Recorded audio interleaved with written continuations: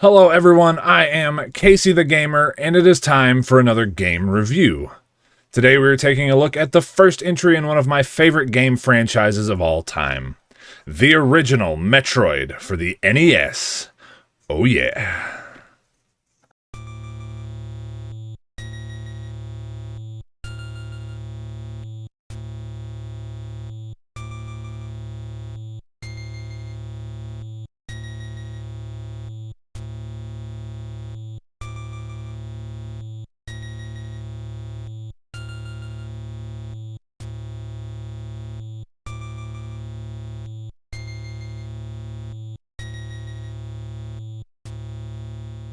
Metroid was originally released in Japan for the Famicom Disk System on August 6, 1986.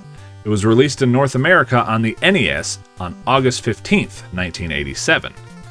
This game and the sequel for the Game Boy were both games I had growing up, and I played them quite a lot even though I never got very far.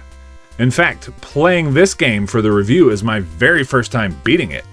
I always had fun playing it when I was younger, but I didn't end up getting hooked on the series until Metroid Fusion many years later. Now let's take a closer look at the game that started it all.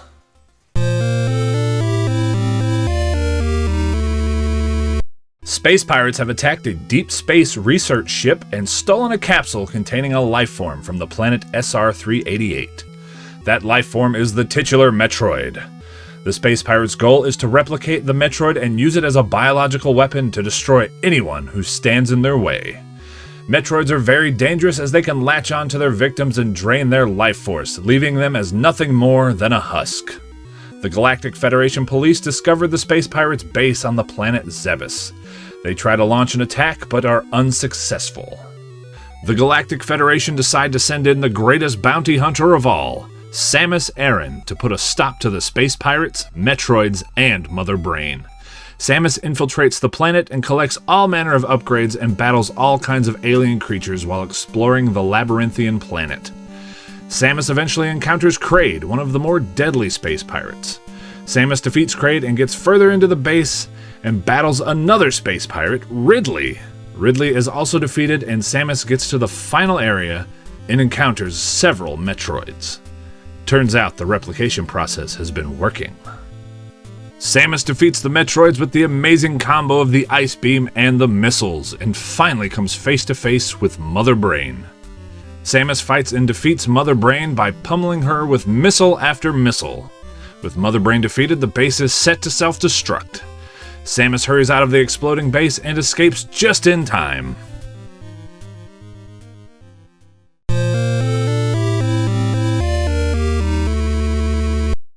Metroid is an action-adventure game with a huge emphasis on exploration, as you'll have to discover various upgrades in order to proceed to new areas. Metroid is a game that encourages you to deviate from the typical run-to-the-right formula. As you'll discover, your first upgrade is actually to the left. You gain the Morph Ball ability, which lets you transform into a ball and get into areas Samus can't get to normally. Other upgrades range from weapon upgrades to suit upgrades. Weapon upgrades include missiles, which are used to open red doors, which typically house more upgrades. They also do more damage than your beam weapon. You also gain Morph Ball bombs, which can be used to open up hidden paths and damage enemies that are low to the ground, which is great, because you cannot duck and shoot in this game. There are 3 beam upgrades in this game. There is the Long Beam, which greatly increases how far your beam will reach. A super essential upgrade because your standard beam is pitiful without it. The other 2 beams are the Ice Beam and the Wave Beam. The Ice Beam freezes enemies and then they can be used as platforms, which is really nice. The Wave Beam can pass through walls, which is useful, and it is more powerful than the standard beam. However, with the exception of the Long Beam and one of the other 2 beams, beam upgrades do not stack in this game like they do in future games, so you can only have one at a time. To make things easier, I'd suggest sticking with the Ice Beam, as the Metroids you face later in the game are weak to it. And it saves you time from backtracking or having to find one of the other Ice Beam locations. As for the suit upgrades, you get the High Jump Boots, which increases how high Samus can jump, which then helps you reach even more stuff. There is also the Varia suit upgrade, which reduces the amount of damage Samus takes. And the final suit upgrade is the Screw Attack. While spin jumping, Samus is engulfed in destructive energy. Destroys pretty much any enemy that you come into contact with. Other upgrades include missile expansion packs, which increase the overall number of missiles you can hold. Missile expansions reward you with 5 more missiles to your total. Upon beating Kraid and Ridley, you get an increase of 75 missiles from each. You should have a maximum of 255 missiles if you get them all. And the other upgrade you can get are energy tanks, which give you another bar of health. Samus gets a total of 6 extra health bars. There are more than 6 energy tanks in the game, but if you're already at max, any others you find will just refill your health.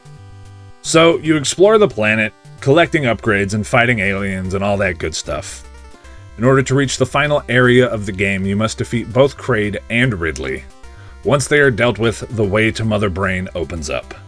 But before you can battle Mother Brain, there are several Metroids for you to deal with. Using the ice beam to freeze them and then blasting them with 5 missiles is the trick for defeating these energy-sucking creatures. If one does happen to latch onto you and starts to drain you dry, use the Morph Ball bombs to get them off of you. Once the Metroids are dealt with, you finally come face to face with Mother Brain. The boss fight with Mother Brain is, well, to put it bluntly, it's a big pain in the ass. Thanks in huge part to the most annoying enemy in the game, Rinkas. They're not even useful like they are in later games where they drop energy. But do your best to avoid them while you pummel Mother Brain with missiles, and then escape the exploding base with some platforming. Just be careful not to fall. The ending of the game depends on how quickly you can beat it. The big reveal of this game comes when you beat it within 3 to 5 hours. Samus's helmet is removed and reveals that she is in fact a woman. Then if you beat the game in under 3 hours like I did, you get to see her in the famous Justin Bailey suit. You can even play as her in this outfit in a new game by pressing start at the end of the credits. And if you can somehow beat this game in under an hour, you see Samus in an even skimpier outfit. There are also a couple of other endings in the game that you get for taking your sweet time. So overall, Metroid is fun, but it has definitely started to show its age. For some reason, you start the game with 30 health instead of 99. You can farm enemies for health, but farming is very tedious, especially in this game. There are certain areas that were made specifically for farming because enemies will constantly spawn. You kill the enemy and you grab the pickup, if it even drops one, and then another enemy immediately spawns and most likely hits you, making you worse off than you were before. It did feel really good getting that first energy tank, so that way you had a bit of a buffer. But if you die at any point in the game, no matter how many energy tanks you have, you will respawn at the beginning with 30 health, which means more farming. Great. It's also really easy to get lost in this game because there's no map. Thankfully, nowadays there are plenty readily available on the internet. I highly recommend using one. That and the fight with Mother Brain are probably the worst things in this game for me. Some of the bombable areas or breakable walls aren't as obvious as they are in future games, but I'm not going to hold that against them since it was the first one.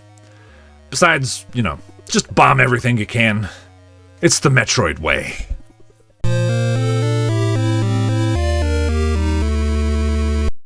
Metroid features 8-bit pixel art graphics. I absolutely love the designs for Samus and all of the various aliens that you come across throughout the game. The backgrounds are a little lacking, with it mostly being all black, and some stuff just being different color variations of previous rooms. But it being an older game, with as much exploration as it has, I won't hold that against it. Overall, graphics are pretty good. The sound effects are fine as well. Typical pew-pew and explosion sound effects for the NES. No complaints. The soundtrack for Metroid is really good. It always has been. The theme of the very first area of the game, the Brinstar theme, has been stuck in my head for years. One of my absolute favorites in all of its many variations. I happen to love all the music in this game. There are triumphant sounding songs, there are creepy and unsettling sounding songs, They all just fit the game very well. And in my opinion, the Metroid series has always had the best item get jingle. Some of the creepier songs really lend themselves well to the atmosphere Metroid sets up. You are alone on an alien planet where everything is weird and wants to kill you. It's all very fitting.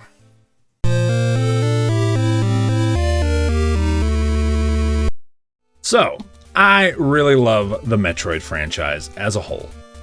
I can't say that I love this game. It's a fun game and it's totally fine. I'm happy it exists because it helped kick off one of my favorite franchises and genres.